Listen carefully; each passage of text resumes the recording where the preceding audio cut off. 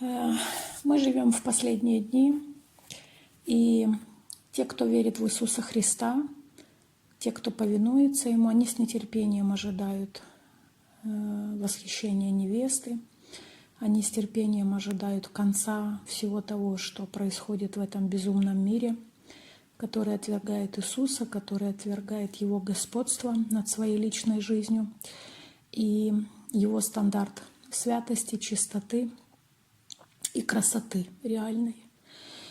И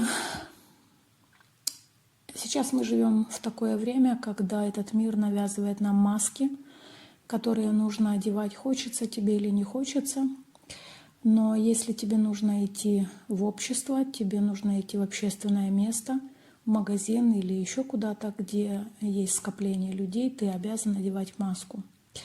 И в некоторых местах даже говорят одевать и на нос. То есть требования есть выше в некоторых местах.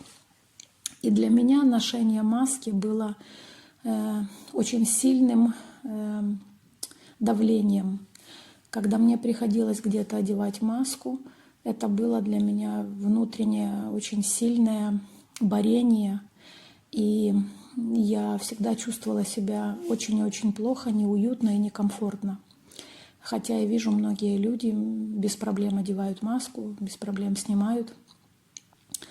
И я благодарна Господу Иисусу за то, что Он дает откровения, в свете которых мы должны ходить. И Он показывает, что даже в это время, когда мир этими масками навязывает свою негативную волю на нас, просто порабощая нашу волю, Иисус дает выход потрясающий, который не только дает свободу внутреннюю, во-первых, во-вторых, дает даже радость мне от того, что я уже с удовольствием одеваю маску. Сегодня первый день я в ней была. И знаю то, что, одевая ее, я проповедую Господа Иисуса и проповедую покаяние просто без слов. Вчера утром неожиданно совершенно Господь дал мне желание сделать маски на заказ и заказать надписи, те, которые хочу я. Это было совершенно неожиданно и было очень радостно от того, что я сама до такого не додумалась.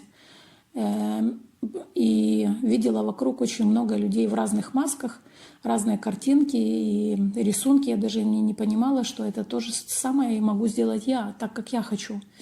Но Господь бывает закрывает глаза, бывает открывает глаза. И все для того, чтобы прославляли Его. Поэтому я действительно воздаю славу Господу.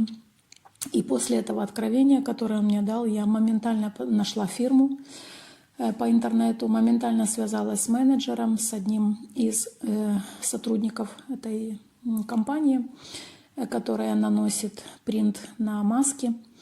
И мне так сильно хотелось, просто день в день, чтобы сделали. И я сказала, что какую надпись я хочу справа и слева. И в тот же день к 4 часам они сказали, что маски будут готовы. И сегодня я уже ходила в ней первый день, чувствуя себя очень и очень хорошо. Я видела, что люди обращают внимание.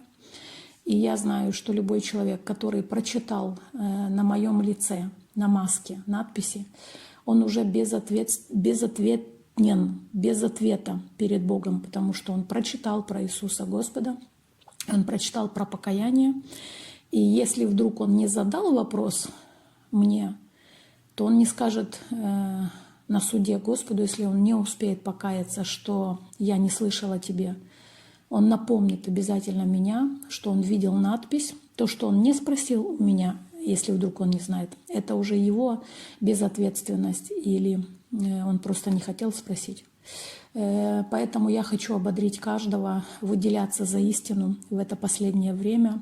Хочу ободрить каждого, кто искренне любит Иисуса, кто хочет исполнять волю Его, трудиться на ниве Божьей, выделяться как дети света, выделяться и проповедовать истину без слов, проповедовать и собирать те ценные колоски, которые есть, которые ищут Бога, которые хотят услышать слова облегчения, потому что время все темнее и темнее, бед больше и больше в этом мире. Но есть те, кто горит, есть кто ищет, есть те, кого нужно вырывать из огня.